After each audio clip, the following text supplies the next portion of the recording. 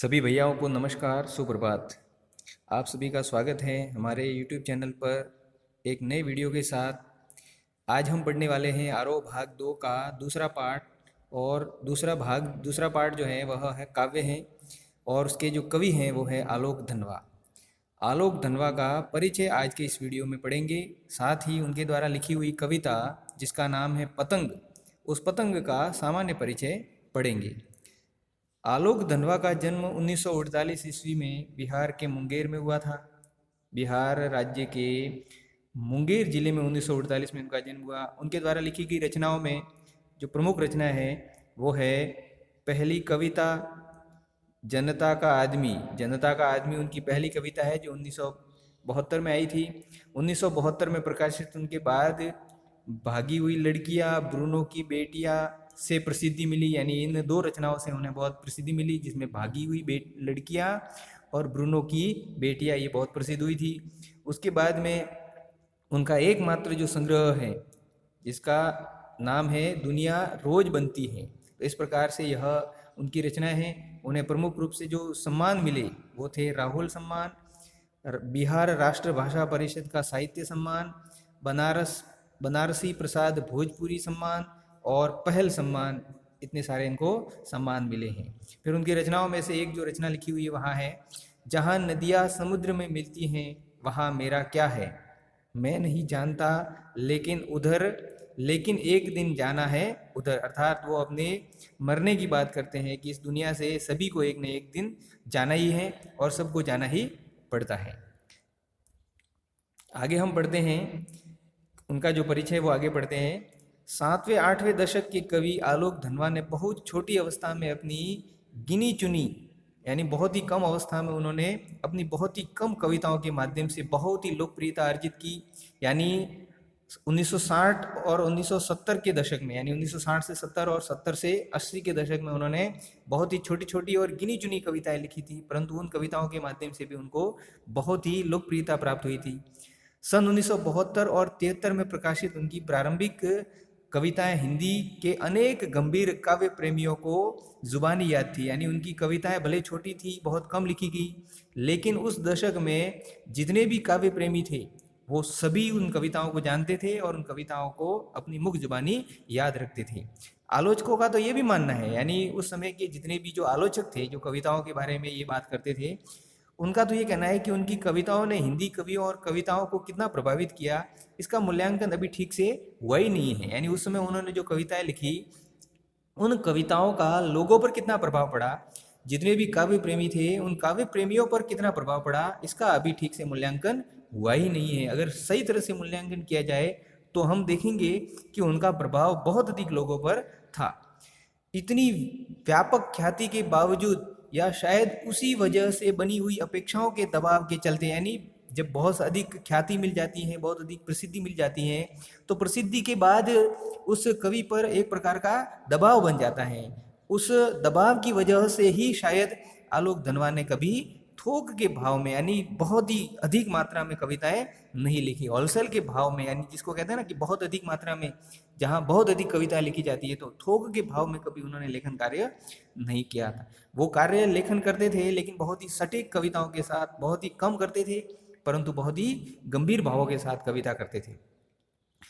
सन 1972 से लेखन प्रारंभ करने के बाद उनका पहला और अभी तक का एकमात्र काव्य संग्रह, जिसका नाम अभी अपने ऊपर पढ़ा था, एकमात्र काव्य संग्रह जिसको कहते हैं कि दुनिया रोज बनती है, इस प्रकार का उनका एकमात्र जो काव्य संग्रह है यह 1998 में प्रकाशित हुआ था।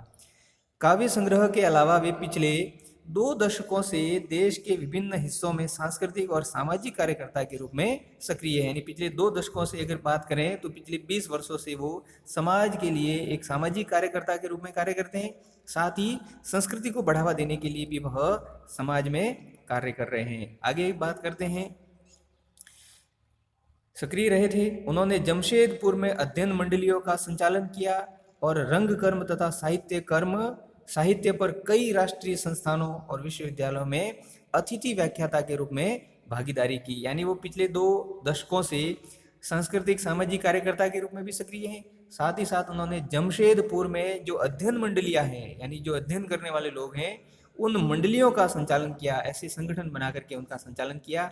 साथ ही साथ रंगकर्म साहित्य पर कई राष्ट्रीय संस्थानों में, यानी साहित्य, रंगकर्म और इस प्रकार के जितने भी जो क्षेत्र हैं, उन क्षेत्रों में विभिन्न राष्ट्रीय संस्थानों में, विश्वविद्यालयों में अतिथि व्याख्याता के रूप में भी भागीदारी की। यानी वो विभिन्न विश्वविद्यालयों में अतिथि के रूप में जाते हैं और वहाँ एक व्याख्याता के रूप में कुछ समय तक कार्य करते हैं।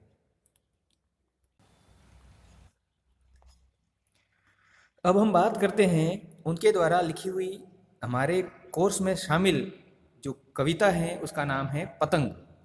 पतंग हमारी पाठ्य पुस्तक में शामिल की गई है और यह पतंग कविता बहुत ही प्रसिद्ध हुई। पाठ्य पुस्तक में ली गई कविता पतंग आलोक धनवा के एकमात्र संग्रह का हिस्सा है और यह एक लंबी कविता है। यानी उन्होंने जो कविता लिखी है उनका एकमात्र जो संग्रह 1998 में प्रकाशित हुआ था, उसका हिस्सा है। यह एक लंबी कविता है, यानी ये जो कविता है वो छोटी नहीं है, इसको एक लंबी कविता कहते हैं, जिसके तीसरे भाग को पाठ्य पुस्तक में शामिल किया गया है। यानी उनका जो रचना संग्रह है, उस रचना संग्रह में से एक कविता ली गई है जिसे लंबी कविता कहते हैं और उस लंबी कविता का नाम पतंग है और उस पतंग कविता का तीसरा भाग हमारे पाठ्य पुस्तक में शामिल किया गया है।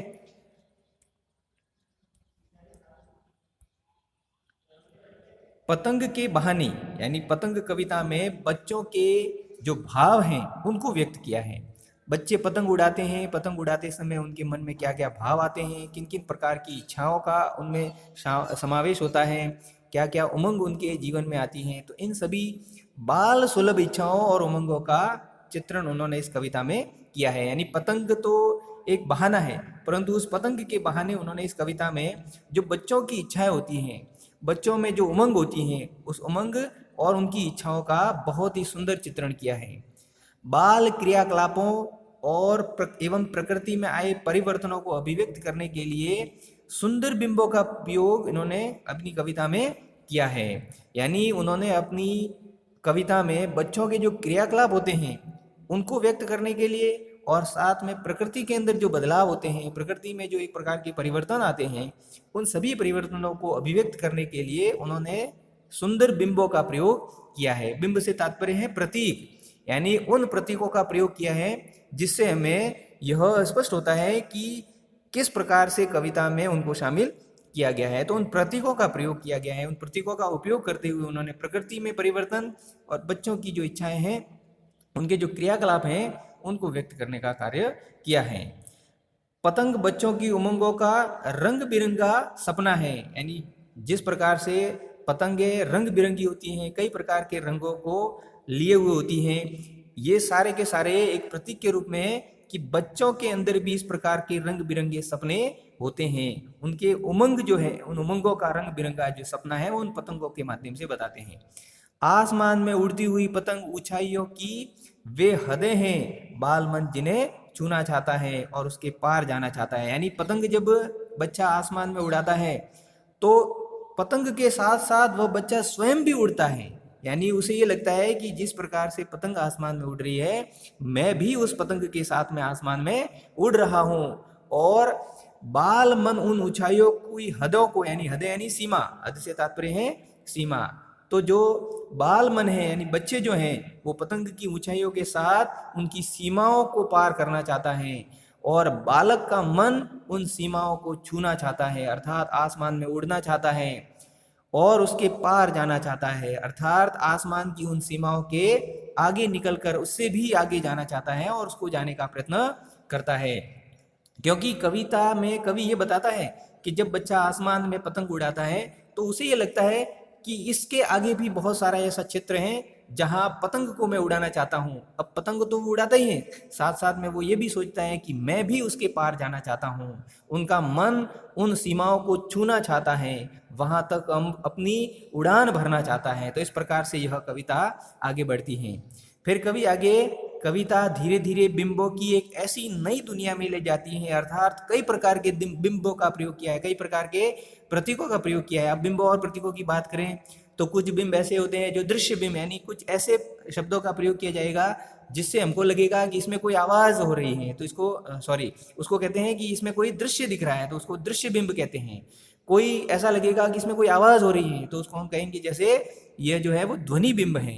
ऐसे ही कई प्रकार के बिंबों का प्रयोग करते हुए यह कविता हमें एक नई दुनिया की ओर ले जाती है, जहां शरद ऋतु का चमकीला इशारा है। यानी इस कविता में सबसे पहले शरद ऋतु का वर्णन है कि शरद ऋतु में किस प्रकार से धूप चमकती है, उस धूप का चमकीला इशारा जो है बताता है। जहां तितलियों की रंगीन दुनिया है, जिस प्रकार से तितलियां आसपास उड़ती हैं वातावरण में, जब मौसम परिवर्तन होता है तो बरसात के मौसम में तितलियां जो उड़ती हैं, ऐसे ही आसमान में रंग बिरंगे पतंग जो हैं वो उड़ते हैं। तो यह तितलियों की रंगीन दुनिया को प्रकट करता है। दिशाओं में मृदंग बजते हैं, जब बच्चे भागते हैं पतंगों के पीछे, जब छतों के ऊपर, तो ऐसी आवाज प्रतीत होती है जैसे उन चारों दिशाओं से मृदंग की ध्वनि बजती है। मृदंग एक वाद्य यंत्र होता है, और वाद्य यंत्र किस प्रकार से बजता है, ढोल की तरह बजता है। तो बच्चे भी उसी प्रकार से जब वह भागते हैं तो उस मृदंग की भांति आवाज को करते हुए भागते हैं।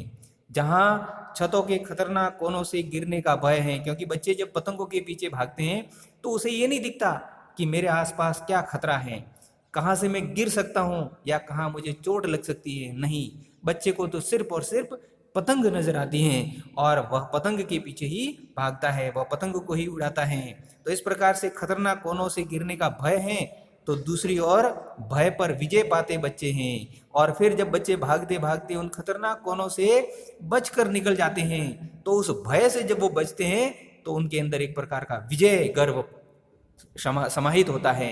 विजय के गर्व में वह उड़ते हैं।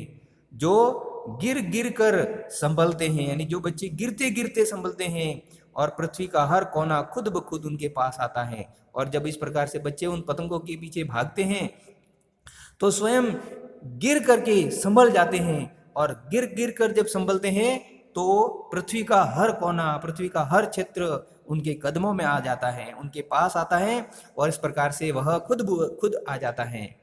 वे हर बार नई नई पतंगों को सबसे ऊंचा उड़ाने का हौसला लिए, यानी जब नए नए पतंगों को बच्चे लाते हैं तो उन पतंगों को ला करके वे सबसे ऊंचा उड़ाने का हौसला रखता है। यानी हर ये बच्चा सोचता है कि मेरी पतंग सबसे ऊंची जाए, यानी वो प्रतियोगिता करता है। तो बच्चों के अंदर इन कविताओं के माध्यम से प्रतियोगिता का जो भाव होता है वह भी कवि इस कविता में प्रकट करता है। तो सबसे ऊंचा उड़ाने का जो हौसला लिए, फिर भादो, उसके बाद भाद्रपद महीने का जो वर्णन है वो भी कवि इसमें करता है। यानी पतंग के माध्यम से ही प्रकृति में परिवर्तन होता है। पहले शरद ऋतु का वर्णन करता है, उसके बाद वह भादो ऋतु का वर्णन करता है। तो इस प्रकार से फिर भादो जो अंधेरा होता है, तो अंधेरे के बाद के शरद के उजाले की प्रतीक्षा कर रहा है। यानी शरद ऋतु में जो उजाला होता है उसकी वह प्रतीक्षा कर रहा है। क्या आप भी उनके साथ हैं? अंत में हमें एक प्रश्न करता है कवि, ये कहता है कि क्या हम बच्चों के साथ उड़ान भरेंगे? क्या हम बच्चों के साथ उड़ान भरने का प्रयत्न करना चाहते हैं? अगर हाँ, तो हमें बच्चों की जो इच्छाएं हैं, जो उनकी बाल सुलभ क्रियाकलाप हैं, उनकी जो एक प्रकार की इच्छाएं होती हैं, जो उनके अंदर उमंग होती हैं, तो क्या हम उन बच्चों का साथ दे सकते हैं? क्या साथ दे करके हमें वो उड़ान भरने का एक मार्ग दिखा सकते हैं? क्या बच्चों को हम वो रास्ते बता सकते हैं? क्या बच्चों को उन रास्ते पर चलने के लिए प्रेरित कर सकते हैं जिन रास्तों से वह आसमान की असीम ऊंचाइयों को छूना चाहता है? पतंग की भांति वह आसमान में उड़ना चाहता है, और उड़ते समय जब वह खतरनाक किनारों पर पहुंचता है, जब खतरनाक क्षेत्र में पहुंचता है, तो उस क्षेत्र में जाकर के भी क्या हम उनका साथ देना चाहते हैं? क्या हम उनको साथ करेंगे? इस प्रकार से हमें यह प्रश्न के रूप में कवि कहता है कि क्या हम बच्चों के साथ हैं? क्या हम उनकी क्रियाकलाप को सहयोग करेंगे? क्या उनके सपनों को पूरा करने के लिए हम प्रयत्न करेंगे? इस प्रकार का कवि हमें यहाँ एक प्रश्न करता है। इस प्रकार से यह जो है वो कवि का सामान्य सा परिचय है, और परिचय के साथ साथ में यह जो है वो कविता का मुख्य भाग है, यानी कविता का भावार्थ है। आज के वीडियो में बस इतना ही। कल के वीडियो में यानी अगले वीडियो में हम पढ़ेंगे आलोक धनवा की यह लंबी कविता का तीसरा भाग, जिसका नाम है पतंग। उसको हम पढ़ेंगे। धन्यवाद।